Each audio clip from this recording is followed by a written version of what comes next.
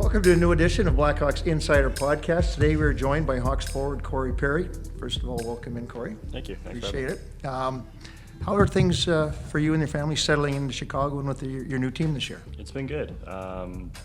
Everybody, it's always an adjustment when you're coming to a new team, new city. But we've found our way around, and the little guy's got his hockey team. He's in school, and that was the most important thing. If you look at Chicago compared to maybe some of the other cities, where does it rank? Right near the top for sure. I've been lucky and fortunate to play in some pretty good spots in my career, and Chicago's definitely one of those. You're in your 19th season in the NHL. The start to this year, a lot on the road. Mm-hmm. Does it make it any easier now, being 19 years? You've got family, your wife Blake, son Griffin at home.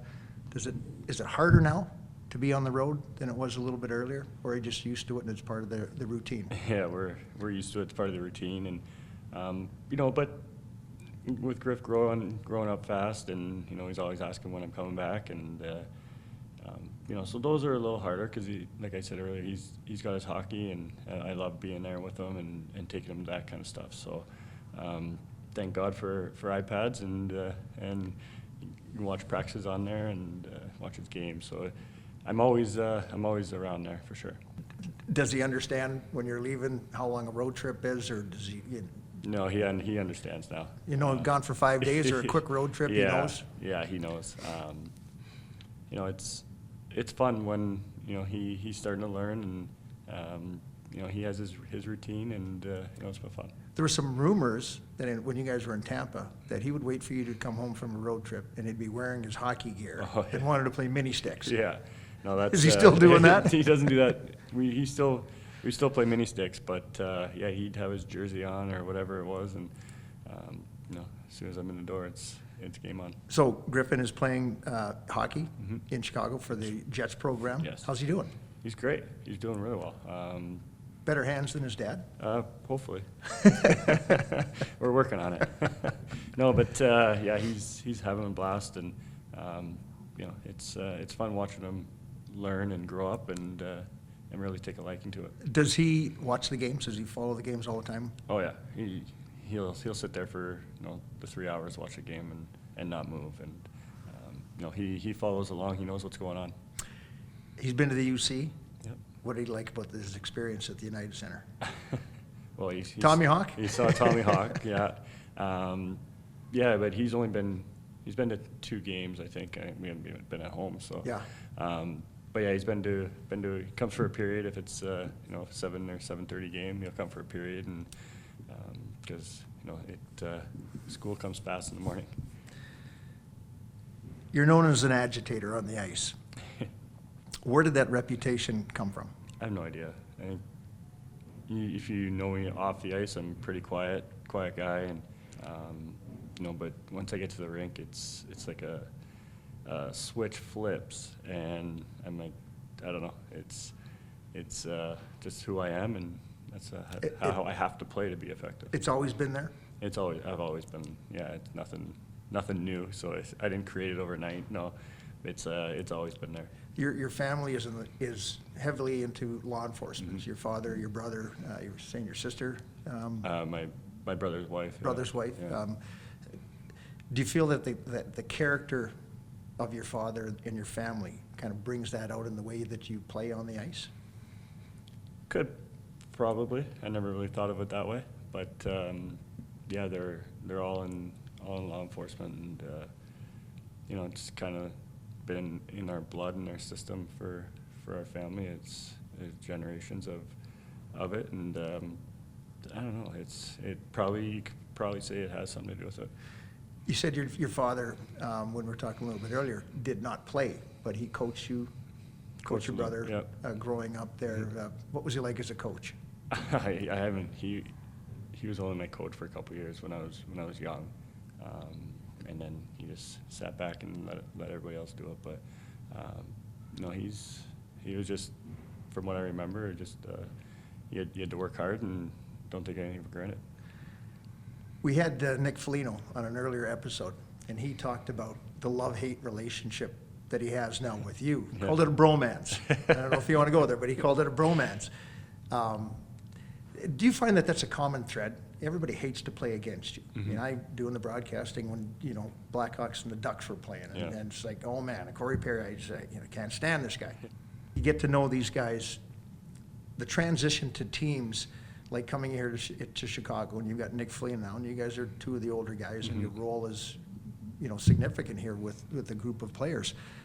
Do you find that transition coming in with your reputation, having run-ins with players from different teams and now being teammates? Has there been any awkward moments walking into a new locker room? Not really. But yes, there's been guys that, even Nick, we had a fight in the playoffs, and now we're on the same team. And That was Toronto-Tampa, right? Toronto-Montreal. Toronto-Montreal, yeah. So yeah, there's those kind of run-ins, but once you get to know the guys, and I had no idea, anything about Nick when I got here, and you can see why wherever he goes, he's loved. Well, I think it's kind of the same way with you. I mean, I hear, as a teammate, great teammate, and you always know that there's those players that you hate to play against. You don't like on the other side, but then at the same time, you want them on your side. Yeah, you always, because they're in the heat of the battle. Exactly. You know that they're going to be there. Exactly, and that's what you try to do. Just try to bring everybody into the battle with you, and there's some guys out there that I could sit here and say I don't like that guy, but once you start meet them and really get to talk to them, I'm sure everybody likes them. You had an opportunity to be with Luke Richardson in Montreal for a short time there. What was the relationship like with Luke then compared to now? Any difference at all? I don't think so. I think first of all, he's just one of the best guys, and you can see why people love playing for him.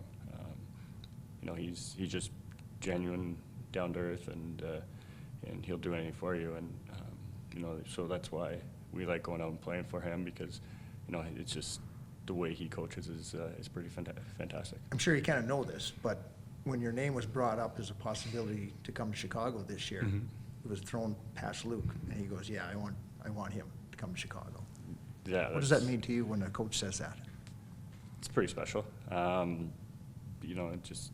It's nice having, nice being wanted, and to help with the culture here and the young guys that we have on our team, and just trying to do anything I can to continue to play well and help the guys along the way. You talked about the culture and bringing in Nick, bringing in you, guys who are heavy as far as culture and the way that you want to play the game the right way, compete hard.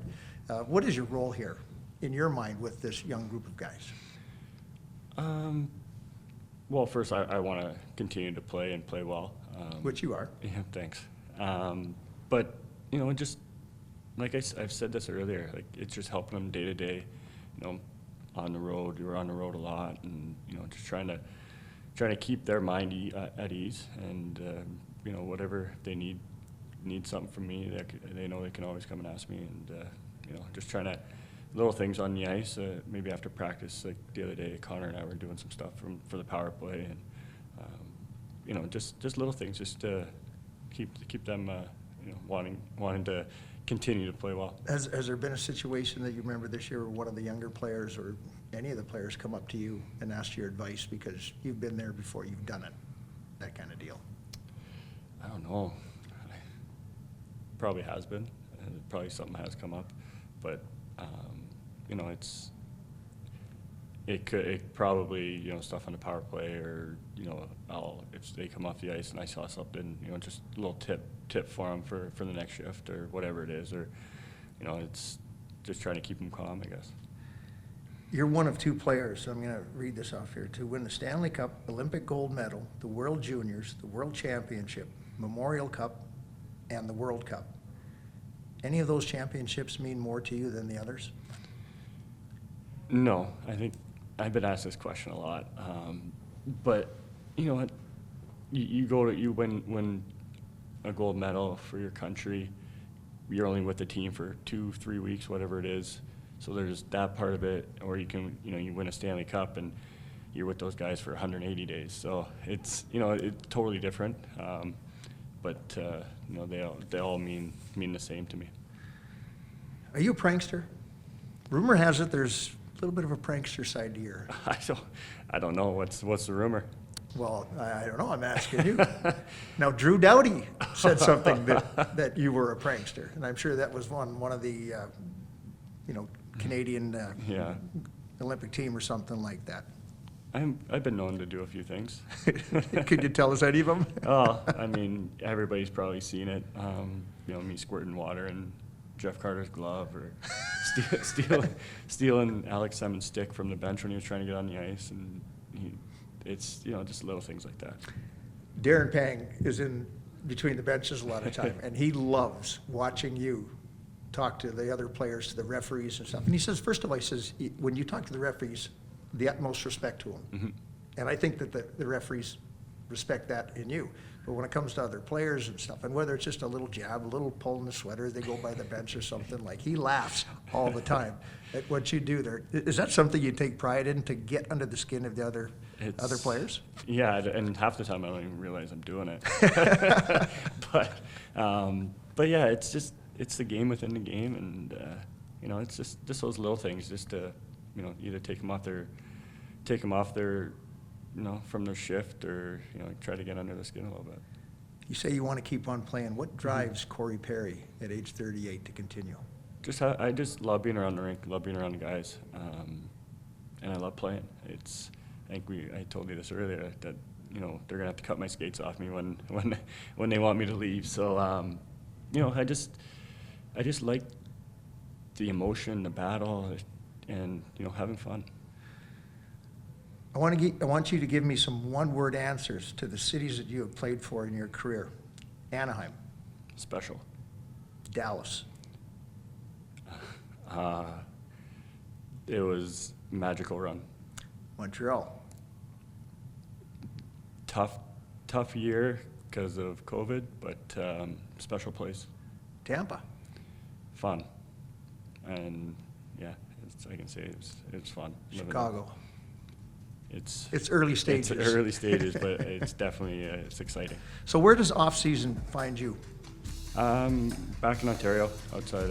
We're in London, and I got a lake in Peterborough, or my lake house in Peterborough too. So back and forth there. Are you a fisherman? A little bit. I'm not big into it, but I like doing it. Golf? Play golf, yes. Yeah, I like playing golf. Well, that'll do it for another episode of Blackhawks Insider Podcast. A reminder that episodes are posted every game as Luke Richardson joins to show up and tee up the night matchup between the Blackhawks and their opponent. You can find episodes on Apple Podcasts and Spotify. Corey, thank you for joining us. Appreciate the time. No problem. Thanks for having me.